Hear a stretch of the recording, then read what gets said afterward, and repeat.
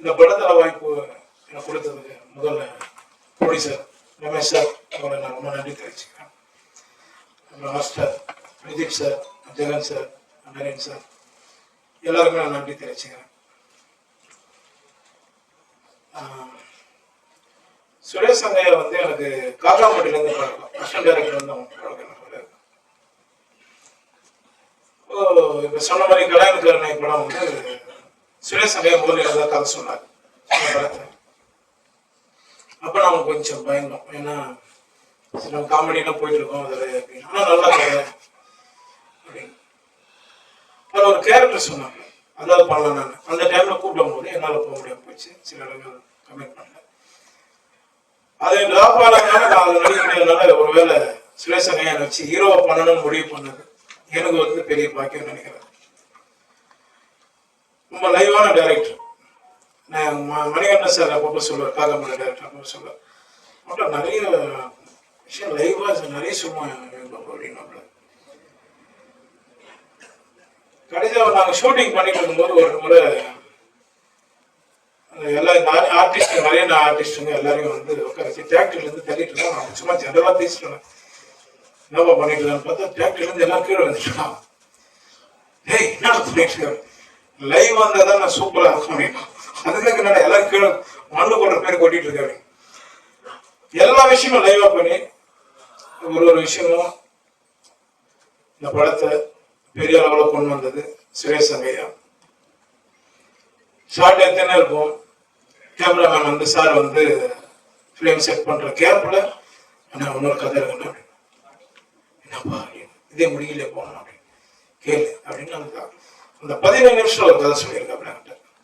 அடுத்த படம் தான் பண்றோம், ரமேஷ் சார் போய் போட்டுருவோம் போயிட்டு அப்படின்னு. நல்ல டைரக்டர் மிஸ் பண்ணிட்டோம். கருபாணி பிரசாருக்கு நான் ரொம்ப நன்றி தெரிவிச்சுக்கிறேன் சார். ஏன்னா எனக்கும் அவருக்கு ஒரு பெண்டிங் இருக்குது, சீக்கிரம் அதை சந்திச்சலாம் சார். ஜெகன் சார், உங்களோட நான் யாரோட சிறப்புக்கான படம் பண்ணேன். அன்னைக்கு அவர் சொன்னது உண்மைதான், ஆனா அது எப்படி சொல்றது சார், நான் வந்து உங்களை வந்து அண்ணனா பார்த்தேன் சார், அவ்வளவுதான் சார். அப்புறம் நெல்சன் சார் சொன்னாரு, சீக்கிரம் அசிஸ்டன்ட் டைரக்டர் நிறைய வாய்ப்பு கொடுங்க. நான் நிறைய பேர் கொடுத்துருக்கேன் சார். சுரேஷ் சங்கையா அசிஸ்டன்ட் 5 பேர் எனக்கு கதை சொல்லியிருக்காங்க. அதோட பேர்லாம் சொல்லாதீங்க, நீங்க ஒன்னும் சொல்லக்கூடாது. போனாங்க இன்னைக்கு யார் சார் எந்த ப்ரொடக்ஷன்ல நீங்க வந்து அவங்களுக்கு ஒரு வாய்ப்பு கொடுக்குறீங்க, கரெக்டா?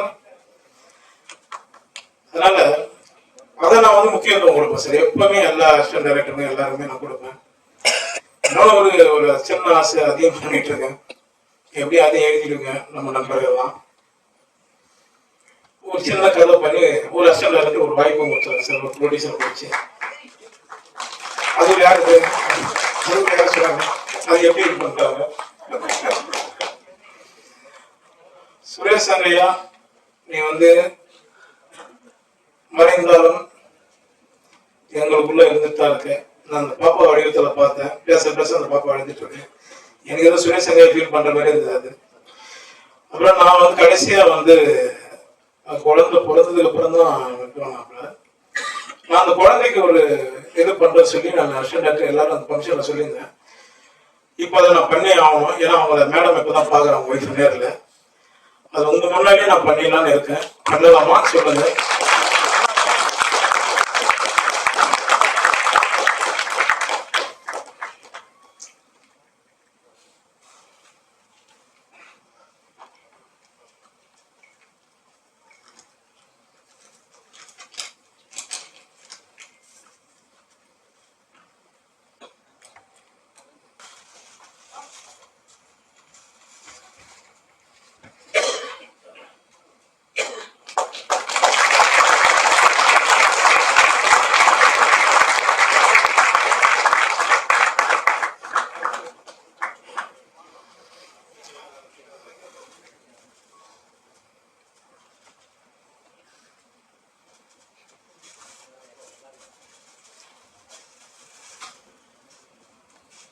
ஒன்றும் இல்லைங்க, அவ்வளோதான். வாங்க, யார் வேணாலும் வாங்க, நான் படம் பண்ணுறேன்.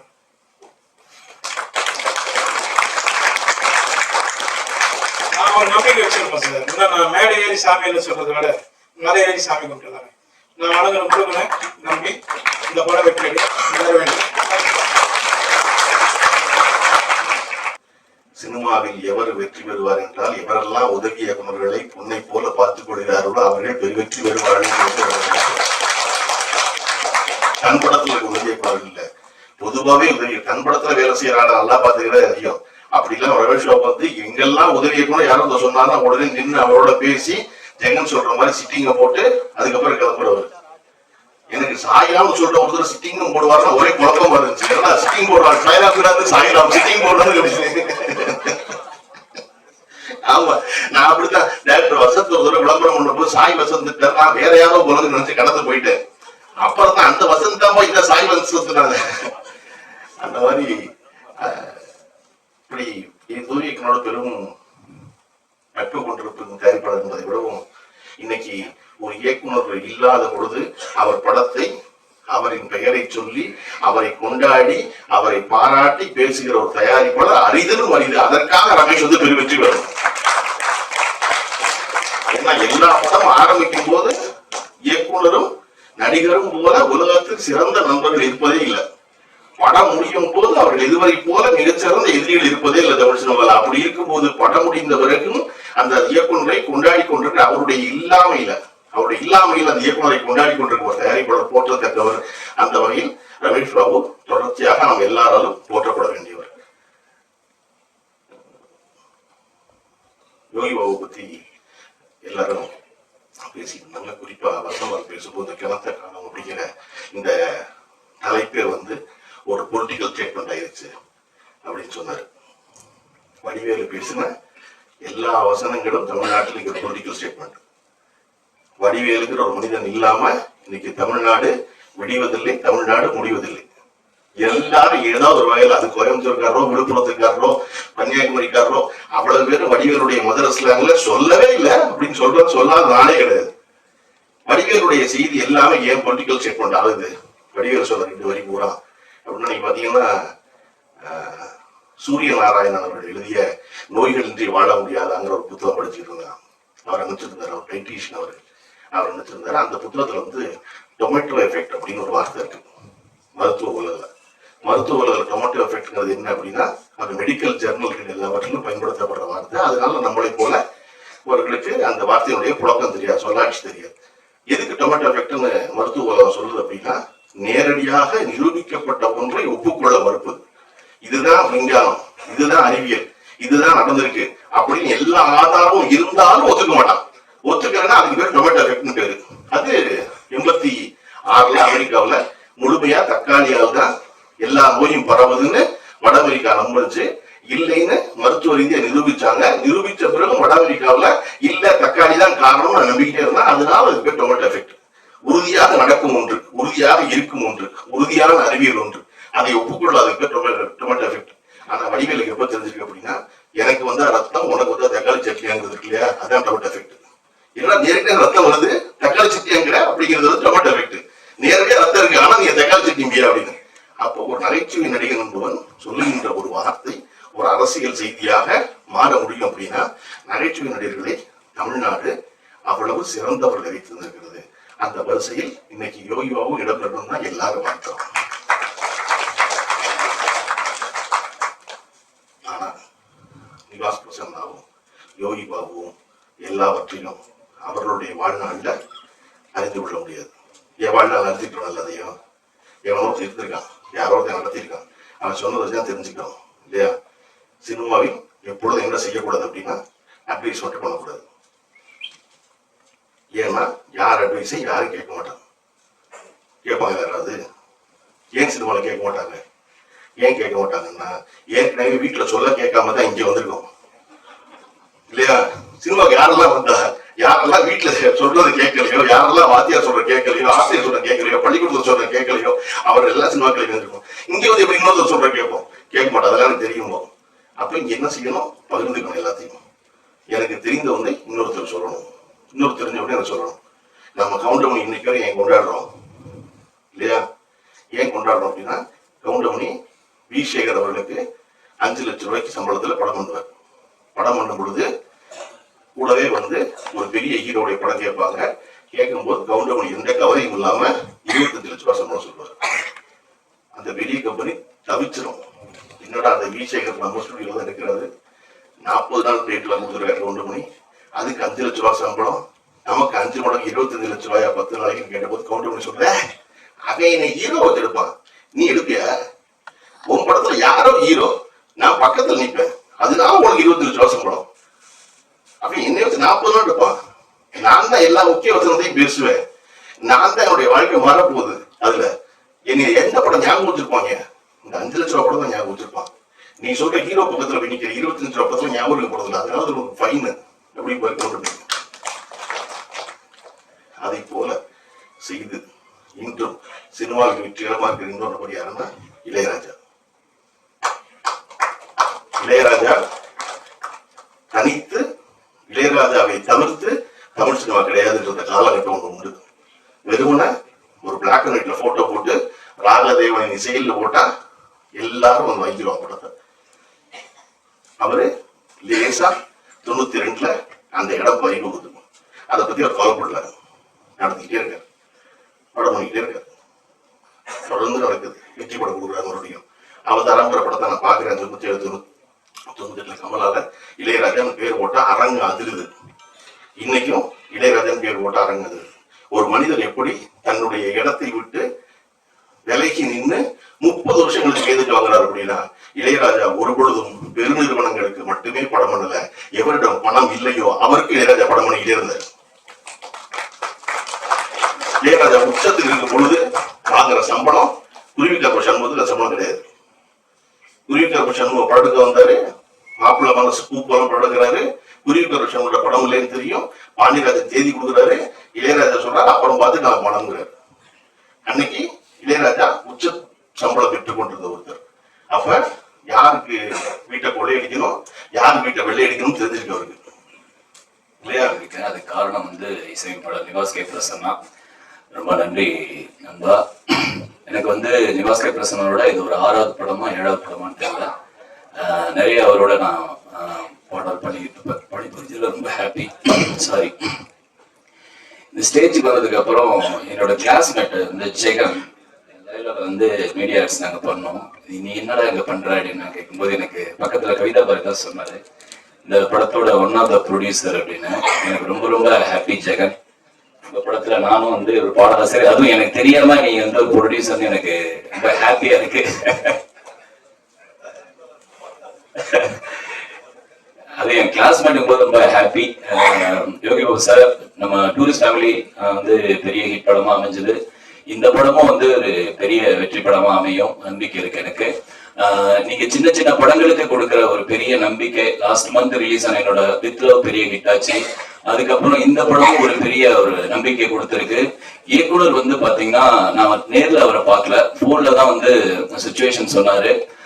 லிரிக்ஸ் எல்லாம் ஓகே பண்ணதுக்கு அப்புறம் ஒரு 2-3 நாளுக்கு அப்புறம் மீட் பண்ணலாம் அப்படிங்கும் போது இந்த மாதிரி ஒரு நியூஸ் வந்துச்சு. ரொம்ப கஷ்டமா இருந்தது. கண்டிப்பா சார், உங்களை நான் நேர்ல மீட் பண்ணனாலும் உங்களுடைய படத்தோட வெற்றி வந்து கண்டிப்பா நேர்ல நாங்க பார்ப்போம். இது ஒரு பெரிய படமா இருக்கும். நன்றி. நினைத்ததெல்லாம் உங்களுக்கு நிஜமாக முடியும் அப்பா அப்படின்னு ஐயா வைகுண்டர் வார்த்தை சொல்லுவாரு. அப்படி நினைச்சதெல்லாம் நம்மளுக்கு முடியலன்னா நான் வந்து நிவாஸ் கே பிரசன்னா தலைவருக்கு தான் பெரிய நன்றி சொல்லணும். அவருடைய மியூசிக்ல பாட்டு எழுதணும்னு நான் நினைச்சுக்கிட்டே இருந்தேன். அதை சாத்தியப்படுத்தினது அவர் தான். தாய்க்கிழமையில் ஒரு பெரிய அடையாளம் கொடுத்தாரு, 2 பாட்டு கொடுத்து. ரொம்ப நன்றி நிவாஸ் சார், ரொம்ப நன்றி. மோகன்ராஜன் பாடலாசிரியர் அடிக்கடி சொல்லுவாங்க, சீக்கிரம் முறையில வாயா அப்படின்ட்டு. இப்பதான் தலைவர் கண்ணில் போட்டிருக்கேன். நம்ம அப்படியே ஒன்றா நடந்து நினைக்கிறேன். அந்த படத்துடைய கதையை பத்தி எனக்கு தெரியும். ஆர்பாலா நடிகர் அவர் சொல்லியிருந்தார் அந்த கதையை பத்தி ஃபுல்லா. ஒரு நிவாஸ் சார் கதையை எக்ஸ்பிளைன் பண்ணும்போது அவ்வளவு அழகா இருந்துச்சு. ஐயோ பார்க்க முடியும் அப்படின்ற மாதிரி இருந்துச்சு. அதாவது மிஸ்கின் சார் ஒரு முறை சொல்லியிருந்தாரு, அதாவது கலைஞருக்கு அழிவே கிடையாது அப்படின்ட்டு. சுரேசந்திரன் சார் இன்னைக்கு உங்களுக்கு சுரேசங்கையா சார் வந்து உருவமா இல்லாட்டாலும் நிச்சயமாக அவருடைய ஆன்மா அங்கதான் சுத்திக்கிட்டே இருக்கும். அவருடைய படைப்புக்கு எந்நாளும் அழிவே கிடையாது என்பதில் மாற்று கருத்தே இல்லை. இப்படி ஒரு முக்கியமான ஒரு படத்துல ஒரு நல்ல பங்காற்றிருக்கேன் அப்படின்றது வந்து ரொம்ப ரொம்ப சந்தோஷமா இருக்கு. யோகி பாபு அண்ணனுடைய ஒரு படத்துல ஈபியா இருந்தேன். இப்ப இந்த படத்துக்கு நான் பாடலாசிரியரா இருக்கிறது மகிழ்ச்சியா இருக்கு. யோகி பாபு அண்ணனுடைய வளர்ச்சியும் வெற்றியும் வந்து இதே மாதிரி எளிய பிள்ளைகளுக்கு ஒரு பெரிய நம்பிக்கை. அதனால அண்ணன் பெருசா ஜெயிக்க ரொம்ப சந்தோஷமாவே இருக்கும். ரொம்ப நன்றிண்ணே. தயாரிப்பாளர் சார் உட்பட அனைவருக்கும் அன்பும் நன்றியும். நிச்சயமாக இந்த படம், அதாவது மீடியா வந்து சின்ன படத்தை கொண்டாடுவாங்க, நல்ல படத்தை கண்டிப்பா கொண்டாடுவாங்கன்றதுக்கு நிறைய படங்கள் சாட்சியா இருக்கு. இப்ப சமீபத்தோட தாய்க்கிழமையும் சாட்சி, நிறைய சாட்சி இருக்கு. அந்த சாட்சியில ஒரு முக்கியமான சாட்சியா இந்த கணத்தை காரணங்களுக்கும் சகோதரி ரேச்சல் அவர்கள் நன்றி கூட கொஞ்சம் பேசணும். டைம் கொடுங்க. ரேச்சல் அவர்கள் முதற்கொண்டு அனைவருக்கும் அன்பு நன்றி. வணக்கம். இந்த படத்தினுடைய கதாநாயகன் யோகி பாபு, லவ்லின், ராமகிருஷ்ணன் உள்ளிட்ட நடிகர்கள், தொழில்நுட்ப கலைஞர்கள், இசையமைப்பாளர், பாடலாசிரியர் அனைவருக்கும் வணக்கம். ஊடகத்துறை நண்பர்களுக்கு வணக்கம். நான் இந்த படத்தில் ஒரு 2 நாள் மட்டும் நான் நடித்தேன். ரமேஷ் பாபு சார் சொன்ன மாதிரி அந்த இடத்துக்கு போன போது எனக்கு வந்து அது ஒரு படப்பிடிப்புகள் நடக்கக்கூடிய ஊராக அது இல்லை. தண்ணீர் எந்த கிராமத்தில் எடுத்திருப்பாங்களோ அப்படி ஒரு ஊருக்கு போன மாதிரி இருந்துச்சு. அதுபோல இந்த படம் வந்து ஒரு பெரிய வெற்றியை பெற வேண்டும் என்று நான் விரும்புகிறேன், வாழ்த்துக்கிறேன். எனக்கு ஏதாவது இன்னொரு 2-3 நிமிஷம் மிச்சம் இருக்குன்னா அந்த நிமிடங்களை நான் என் தலைவன் கருப்பரணியை கொண்டு கொடுத்து விட்டு நன்றி வருகிறேன்.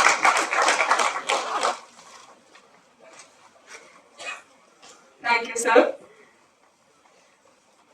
ஸோ அடுத்தபடியாக என்னோட ஸ்பெஷல் கெஸ்டை கூப்பிட வேண்டிய தருணம் அப்படின்னு நினைக்கிறேன்.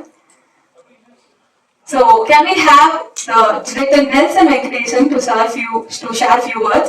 DNA Falala அப்படிங்கிற திரைப்படத்தை அழகா நமக்கு கொடுத்த நபர், ப்ளீஸ் சார். எல்லாருக்கும் வணக்கம்.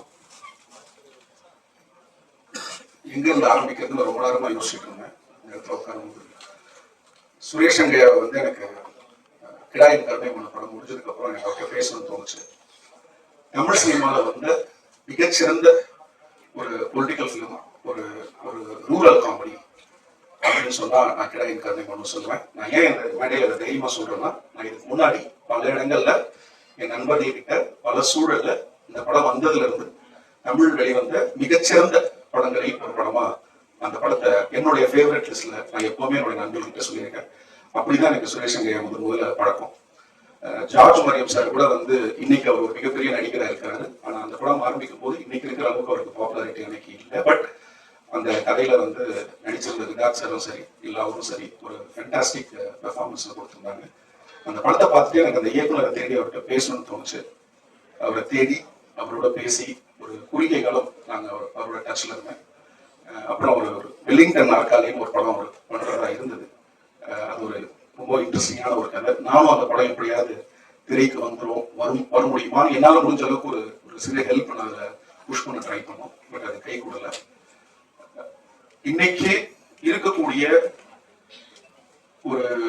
ஒரு பேச்சுக்கு சொல்லணும்னா, இப்போ தாய் கிழவி மாதிரி ஒரு படம் இன்னைக்கு வெற்றி பெறுவதற்கு ஒரு இயக்குனரால, ஒரு நிறுவனத்தால, மக்களால அந்த இடத்தை நோக்கி போவதற்கு முன்னாடி அந்த பாதையை ஆரம்பித்தவர்கள் பல பேர் இருக்காங்க.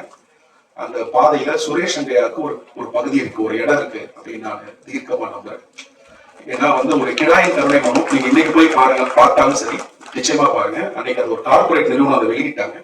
அதை சரியா வெளியிடல, சரியா அந்த படத்தை ப்ரொமோட் பண்ணல, அதுக்கு உரிய தியேட்டர்ஸ் அந்த படத்துக்கு கிடைக்கல. அந்த படத்துடைய அந்த கண்டென்ட் வந்து பல அவார்ட் ஃபங்க்ஷன்ல போய் மிகப்பெரிய அங்கீகாரம் எல்லாம் அந்த படத்துக்கு கிடைச்சது.